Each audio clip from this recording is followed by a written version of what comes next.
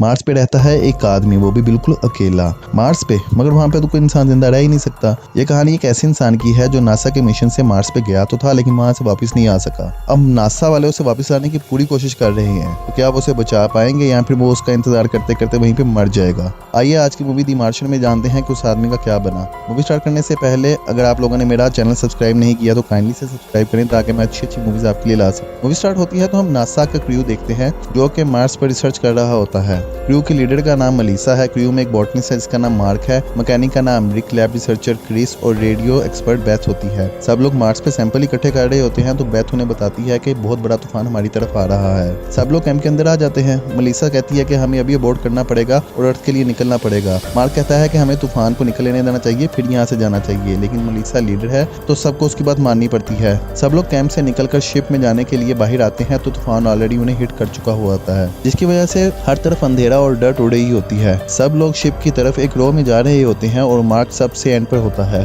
तब शिप में कोई चीज टूटकर उनकी तरफ आती है, इसे सब लोग डॉज कर लेते हैं, लेकिन मार्क को वो बहुत जोर से लगती है और बहुत दूर जाके गिरता है। उसका कनेक्शन भी कट हो जाता है। मलीसा सबको शिप में भेज देती है और खुद उसे ढूंढने लग जाती है, लेकिन तभी तूफान के प्रेशर की वजह से शिप एक तरफ मुड़ जाता है। क्रिस मलीसा को कहता है कि तुम्हें शिप में वापस आ जाना चाहिए क्योंकि मार्क का सूट तो टूट चुका है, वो तो अब तक जिंदा नहीं होगा। वो वापस शिप में आती है। रिक शिप को लॉन्च कर देता है और वो लोग मार्स के एटमॉस्फेयर से निकल के अर्थ की तरफ चले जाते हैं। दूसरी तरफ अर्थ पर नासा हेड टेडी मीडिया को अपडेट कर रहा होता है कि क्रू को एक इमरजेंसी लॉन्चिंग करनी पड़ी है। सब लोग ठीक हैं सिवाय मार्क के। इधर दिन के वक्त मार्क को होश आता है तो वो देखता है कि कोई चीज उसके पेट में घुसी हुई है। वो हिम्मत करके उठता है और कैंप में वापस आ जाता है। अपना सूट उतारने के बाद वो रॉड अपने पेट से निकालता है, लेकिन फिर भी उसे चुभन फील हो रही होती है। वो लोहे का एक टुकड़ा भी अपने पेट से निकालता है, फिर अपने ऊपर स्टिचेस लगा लेता है। मार्क रिकॉर्डिंग करता है और बताता है कि वो नासा से कांटेक्ट नहीं कर सकता, अगर कर भी ले तो 4 साल बाद ही अगला मिशन यहाँ पे आएगा जो उसे बचा सकेगा। और उसके क्रू के पास सिर्फ 31 दिन के खाने पीने के रिसोर्सेज मौजूद थे। ऑक्सीजन का सिस्टम भी खराब हो सकता है, पानी का सिस्टम भी खराब हो सकता है। ये सब कुछ ठीक रहा भी तो खाने पीने का सामान बिल्कुल खत्म हो जाएगा। मार्क अगले दिन बैठ के सोच रहा होता है कि वो क्या करे। वो पहले खाने पीने का सामान इकट्ठा करता है और हिसाब लगाता है कि उसके पास कितने दिन का खाना चल सकता है। हिसाब के मुताबिक 31 दिन 6 लोगों के लिए थे,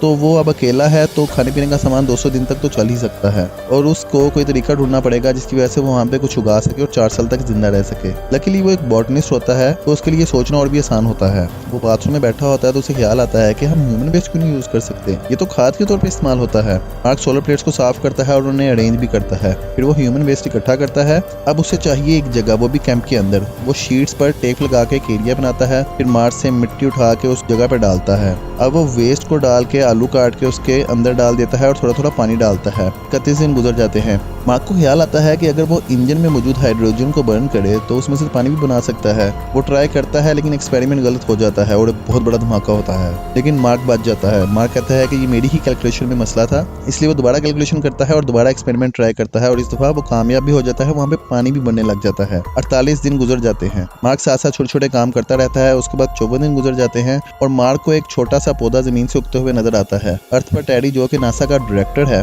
मीडिया के सामने मार्क के लिए कुछ वर्ड कहता है। अब हम विंसेंट को देखते हैं जो कि मार्स ऑपरेशन का हेड होता है। वो टेडी को कहता है कि हमें अगला मिशन लॉन्च करना चाहिए क्योंकि हम कहेंगे कि हम मार्क की बॉडी लेने जा रहे हैं और हमारे पास कांग्रेस की सिंपैथी भी होगी। नासा सेंटर में मिंडी को एक मैसेज मिलता है तो वो देखती है कि मार्स पे जो चीजें मौजूद हैं वो अपनी जगह से हिल रही हैं। वो फौरन डायरेक्टर को बुलाती है। तब सबको पता लगता है कि मार्क जिंदा है। सब लोग परेशान हो जाते हैं कि अब क्या करना चाहिए। मार्क हिसाब लगाता है कि 4 साल बाद अगला मिशन 3200 किलोमीटर दूर आएगा तो उसे वहां पे भी जाना पड़ेगा, लेकिन उसके पास तो जो कार मौजूद है वो सिर्फ 35 किलोमीटर ड्राइव कर सकती है। उसके बाद उसे चार्ज करना पड़ता है। इसका मतलब है उसे कमोबेश 50 दिन उस गाड़ी में सफर करना पड़ेगा और जिंदा रहना पड़ेगा, जो कि बहुत ही मुश्किल काम है। वो बैटरीज को एडजस्ट करके उसकी रेंज डबल कर लेता है और ड्राइव टेस्ट भी करता है। रात को कार में सोते हुए टेम्परेचर कम हो जाता है। मार्क हीटर ऑन इसलिए नहीं करता ताकि गाड़ी की रेंज ज्यादा बना सके, लेकिन उसे बहुत ज्यादा सर्दी लग रही होती है तो उसे हीटर ऑन करना ही पड़ता है। फिर उसे ख्याल आता है कि वो रेडियो एक्टिव मटेरियल को निकाल के अपनी कार में क्यों ना रख ले, क्योंकि वो उसकी गाड़ी को गर्म रखेगी और उसे हीटर लगाने की जरूरत नहीं पड़ेगी। लेकिन रेडियो एक्टिव मटेरियल का मसला ये है कि अगर वो टूट गया तो मार्क फौरी तौर पे मर जाएगा, लेकिन मार्क के पास तो और कोई रास्ता ही नहीं है तो उसे ये चांस तो लेना ही पड़ेगा। अर्थ पर विंसेंट मीडिया को बताता है कि हम कोशिश कर रहे हैं कि मार्क को किस तरह वापस लाया जा सके। टेडी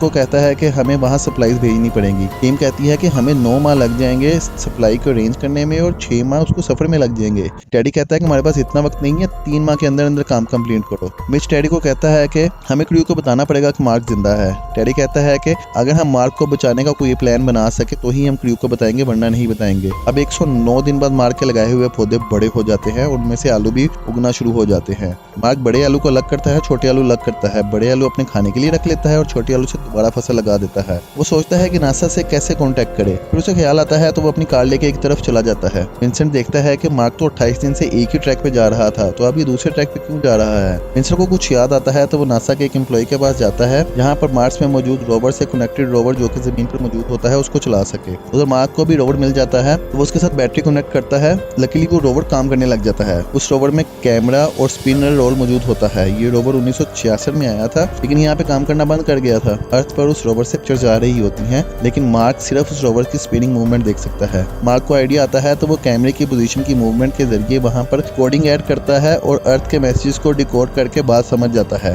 नासा उसे एक कोडिंग बताती है, वो रोवर के सिस्टम में ऐड करता है और अब वो लोग चैट भी कर सकते हैं। मार्क पूछता है कि मेरे क्रू मेंबर्स कैसे हैं। उन्हें जब पता लगा कि मैं जिंदा हूँ तो उन्होंने क्या कहा। विंसेंट कहता है कि हमने तो उन्हें बताया ही नहीं कि तुम जिंदा हो। उस चैट पे बहुत ज्यादा गालियां निकालता है। ये सारी चैट दुनिया लाइव पढ़ रही होती है। मिच डैडी से कहता है कि अब हमें क्रू को बताना चाहिए क्योंकि ये उनका हक है। अब हमें स्पेसशिप दिखाया जाता है जो कि 4 माह पहले मार्स से निकला था। क्रू को मैसेज मिलता है कि मार्क जिंदा है, तो मलिसा कहती है ये सब मेरी गलती है क्योंकि मैंने ही उसे पीछे छोड़ा था। मार्क बताता है कि उसके पास 800 दिन तक जिंदा रहने के लिए खुराक मौजूद है क्योंकि उसने अब उगाना शुरू कर दिया है। अर्थ पर टीम बात कर रही होती है कि वो लोग मार्क को सप्लाई भेजेंगे जो कि 700 दिन में वहाँ पे पहुंच जाएगी। तो इसका मतलब है सारी कैलकुलेशंस ठीक है। रात को मार्क जब कार से कैंप में आता है तो वहाँ पे एक सुराख होता है और बहुत बड़ा धमाका होता है। मार्क भी उस धमाके की जद में आके बहुत दूर जाके गिरता है। मार्क का हेलमेट टूट जाता है और ऑक्सीजन लेवल 5% रह जाता है। मार्क जल्दी से टेप निकाल के अपने हेलमेट पे लगाता है और वापस आके देखता है तो उसकी सारी फसल तबाह हो चुकी होती है। अर्थ पर मैनेजमेंट को पता चलता है कि मार्क के पास फिर से 200 दिन का खाना ही मौजूद है, तो वो लोग टीम को जल्दी काम करने के लिए कहते हैं ताकि वो सप्लाई जल्दी भेज सके।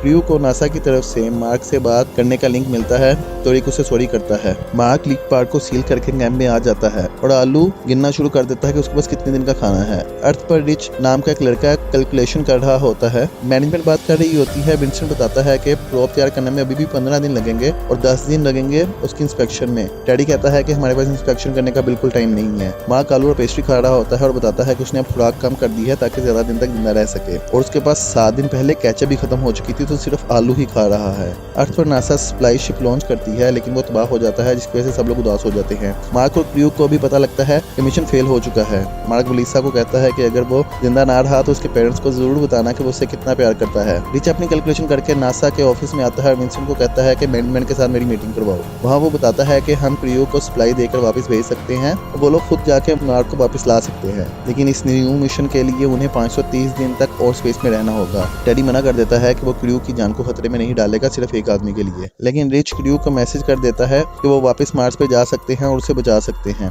क्रू को पता लगता है कि नासा ने इस मिशन को रिजेक्ट कर दिया है और अगर हमने उनकी बात ना मानी तो हमें कभी वापस स्पेस में नहीं भेजा जाएगा। सब वोट करते हैं तो वो लोग मार्क को लेने के लिए जाने के लिए राजी हो जाते हैं। नासा को पता लग जाता है तो टेडी मिच से कहता है कि ये तुम्हारे करतूत है तो तुमने उन लोगों को बताया है। रिच के पास उनका कोड नहीं था, वही तुमने उन्हें बताया होगा, तो काम पूरा करो और फिर सारे लोगों को वापस लेके आओ, लेकिन उम्मीद करता हूँ कि उसके बाद तुम अपना रेजिग्नेशन मुझे दे दोगे। मार्क को पता लगता है कि उसकी टीम उसे लेने के लिए आ रही है और उसे 200 दिन तक मार्स पर जिंदा रहना पड़ेगा। फिर नासा की मदद से वो अपनी कार में होल बनाता है और मार्क मार्स पर कुछ काम करता है जो नासा उसे बताता है। और क्रू मेंबर्स अपनी फैमिली से वीडियो चैट कर रहे होते हैं क्योंकि वो बिल्कुल अर्थ के पास से गुजर के वापस स्पिन करेंगे। नासा चाइना की हेल्प से क्रू को सप्लाईज भेजता है और वो लोग मार्स की तरफ निकल जाते हैं। फिर दिन गुजरते रहते हैं और मार्क मार्स पे घूमता रहता है। वो बहुत ज्यादा कमजोर हो जाता है क्योंकि खाने में सिर्फ उसके पास आलू ही थे। नासा टीम विंसेंट को बताती है कि शिप में फ्यूल कम होने की वजह से मार्स पर शिप लैंड नहीं कर सकता, बल्कि मार्क को एक छोटे शिप के जरिए वहां से स्पेस में आना पड़ेगा, लेकिन उसके लिए भी उसके पास फ्यूल कम है,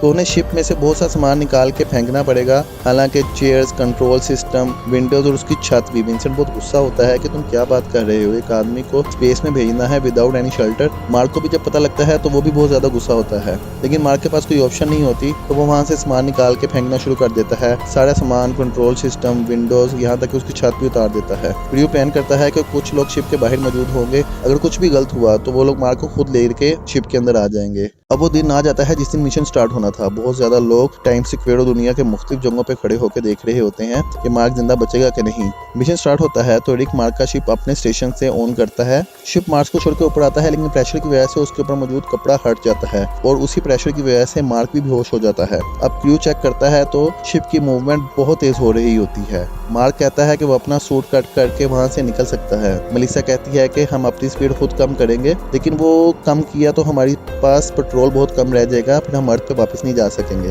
फिर मेलिसा अपने क्रू मेंबर को कहती है कि बॉम्ब सेट करो और उसे इसके अगेंस्ट शिप में लगाओ ताकि उस बॉम्ब की वजह से हमारी स्पीड ऑटोमेटिक कम हो जाए। फिर जैनी एक बॉम्ब बनाता है, वो बॉम्ब लगाता है और मेलिसा सूट पहन लेती है। फिर वो बॉम्ब चलाते हैं तो शिप की स्पीड बहुत कम हो जाती है। मेलिसा स्पेस शिप पे बैठकर रोप अटैच करती है और वहां से निकल के मार्क को लेने के लिए जाती है, लेकिन उसका शिप अभी भी दूर होता है। मार्क अपने सूट पे कट करता है और बहुत मुश्किल से मेलिसा के पास आ जाता है। मार्क मेलिसा का हाथ पकड़ने लगता है, लेकिन वो उससे छूट जाता है, लेकिन उसकी रोप उसके हाथ में आ जाती है। मेलिसा उसे अपनी तरफ खींचती है और वो पकड़ लेती है। फिर सब लोग बहुत खुश हो जाते हैं कि मार्क बच गया है। अर्थ पर जब ये न्यूज पहुंचती है तो सब लोग खुशी से नाचने लग जाते हैं। अब हम मार्क को नासा में देखते हैं, जो कि वहाँ पे बच्चों को सर्वाइविंग द स्पेस सब्जेक्ट पढ़ा रहा होता है। इसके बाद हम देखते हैं कि नासा एक और मिशन प्लान करता है, वो भी चाइनीज कंपनी के साथ। सिर्फ क्रिस है जो उस मिशन में उनके साथ जा रहा होता है, बाकी सारे मेंबर्स का लाइसेंस खत्म कर दिया जाता है। लेकिन वो लोग हसरत से सब लोगों को देख रहे होते हैं और यहीं पे मूवी एंड हो जाती है। Thanks for watching, kindly subscribe my channel.